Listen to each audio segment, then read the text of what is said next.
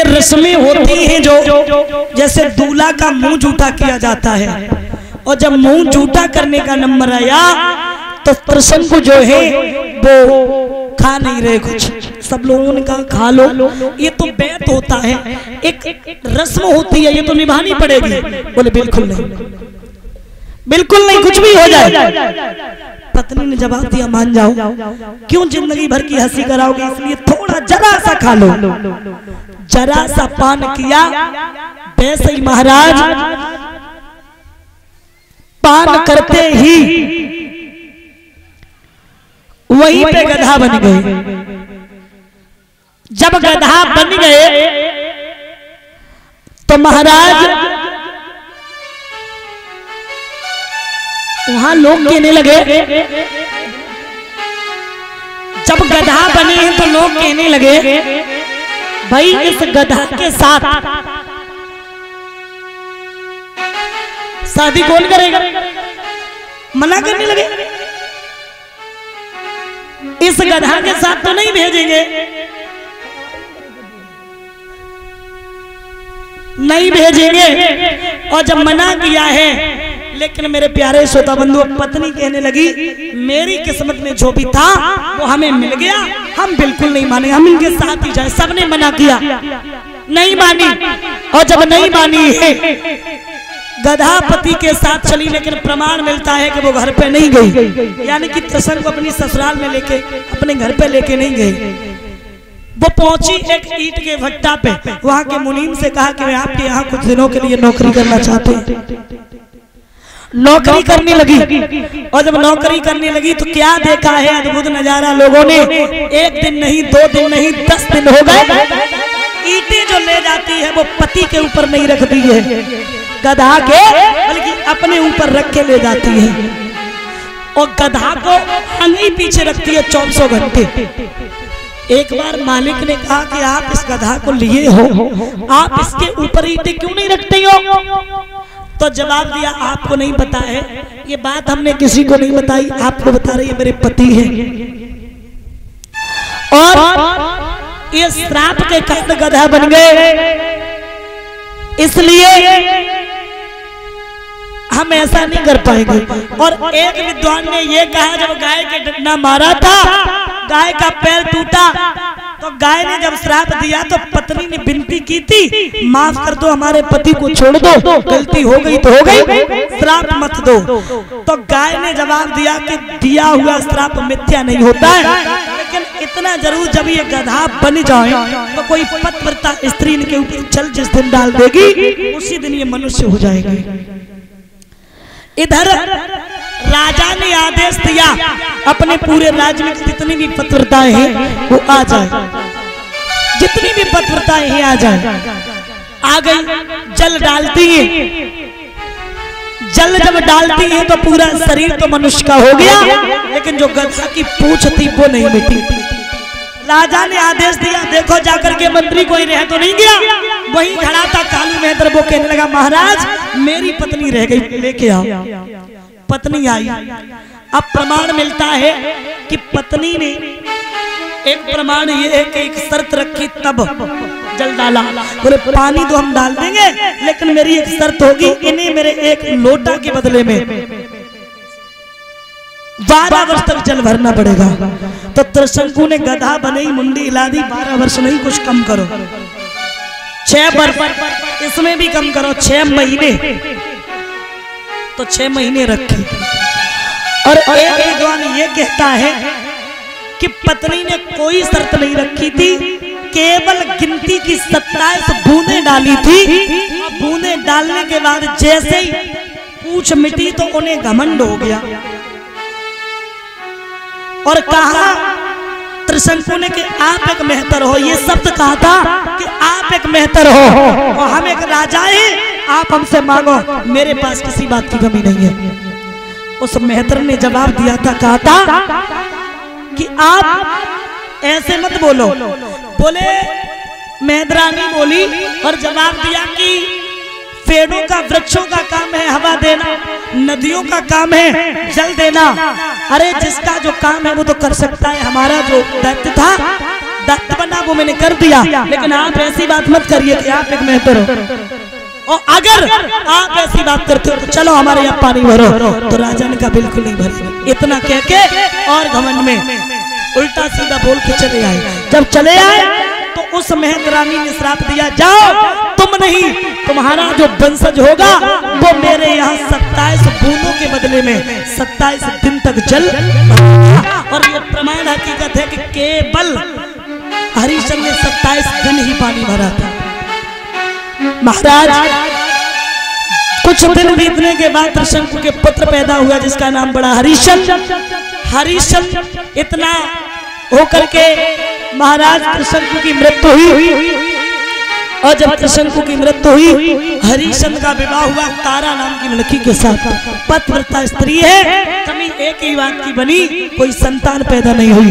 तारा हरिश्चंद्र से बोली, स्वामी मैं ये नहीं चाहती हूँ कि पुत्र जन्म ले और जन्म लेने के बाद बना रहे, मैं केवल ये चाहती हूँ कि पुत्र जन्म लेने के बाद बेशक मर जाए इसमें कोई दुख नहीं होगा, लेकिन मेरे आंगन में एक पुत्र पैदा हो जाता। हरिश्चंद्र से ये दुख नहीं देखा गया।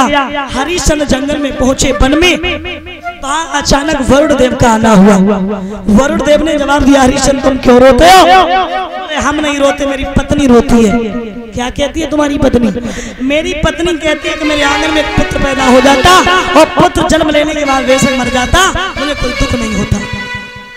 वरुण बोले, तुम्हारे आंगन में पुत्र पैदा हो जाएगा, लेकिन तुम्हें उस पुत्र की बलि देनी पड़ेगी, मंजूर है? बोले बिल्कुल ठीक है। आज वरुण देव की कृपा से हरिश्चंद्र के आंगन में पुत्र पैदा हुआ। अब जब पुत्र पैदा हुआ, आंगन में बधाइयां बजी, मंगलाचार हुए। जरा गौर करना, ऐसा ही नहीं, उस पुत्र की खुशी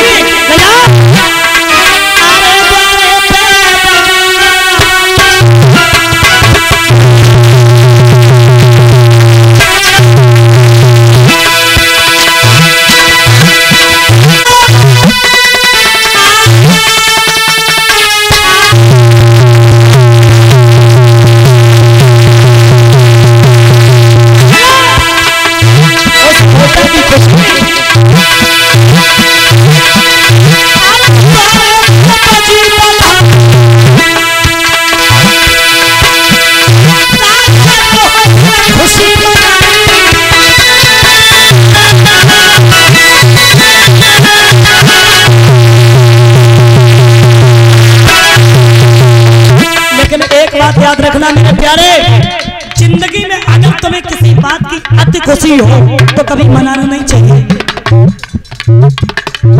अति खुशी कभी किसी की रहती नहीं है। और अगर मेरी बात झूठ मानो तो प्रैक्टिकल करके देख लेना, जिंदगी में अति खुशी नहीं मनाना चाहिए। हरिश्चंद्र के आंगन में पुत्र ने जन्म लिया, बधाइयां बजी। हरिश्चंद्र का तारा का खुशी का ठिकाना नहीं रहा, और जब खुशी का ठिकाना नहीं रहा, लेकिन वो खुशी जो थी वो ज्यादा देर तक नहीं रही। सुना हुआ है ऐसा।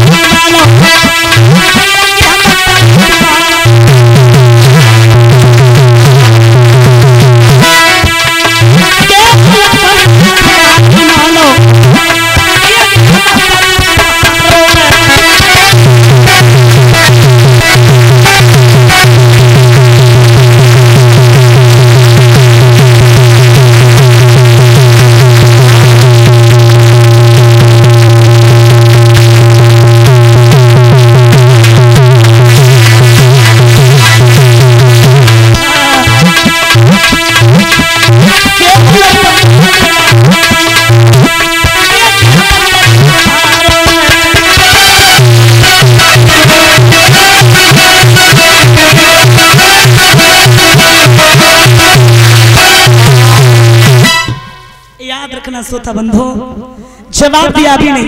15 दिन के बाद में आना, और जब आप 15 दिन के बाद में आओगे तो मैं बलि जरूर देंगे। 15 दिन के बाद में आया भी नहीं, लौट जाओ। आप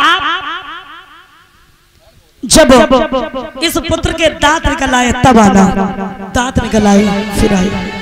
मैंने ये नहीं कहा था, मैंने ये कहा था ये तो दूध वाले दांत हैं, जब दोबारा निकले तब आना। दोबारा निकल आए फिर आए, यानी कि एक बार नहीं, बार बार बहाना बना करके भगाने लगे। और जब भगाने लगे हैं तो महाराज अंत में हुआ ऐसा, कह दिया मेरा पुत्र घर में है ही नहीं, मना कर दिया। हरिश्चंद्र में वरुण में घमासान युद्ध हुआ। उस युद्ध में वरुण ने श्राप दिया, हरिश्चंद्र तुम हमसे झूठ बोले, जाओ तुम्हारे शरीर में जलंधर रोग हो जाए। वो लड़ाई तारा ने देख ली। तारा को नहीं पता था कि बेटा मेरे कैसे पैदा हुआ। उसने रोहित को गोदी में उठाया और आंखों में आंसू भर के बोली, बेटा, एक मैया अपने बेटा को अग्नि में जलते हुए नहीं देख सकती है, चले जाओ, चले जाओ, हम यही समझ लेंगे मेरी कोख से किसी ने जन्म नहीं लिया। और क्या बोली वो मैया,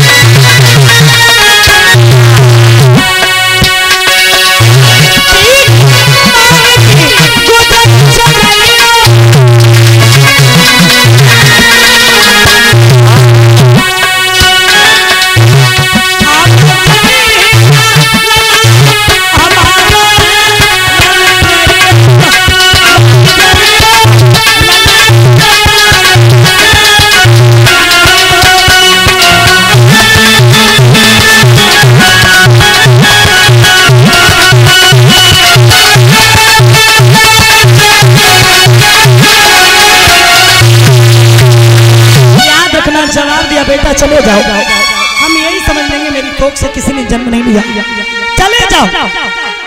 आज उसी समय रोहित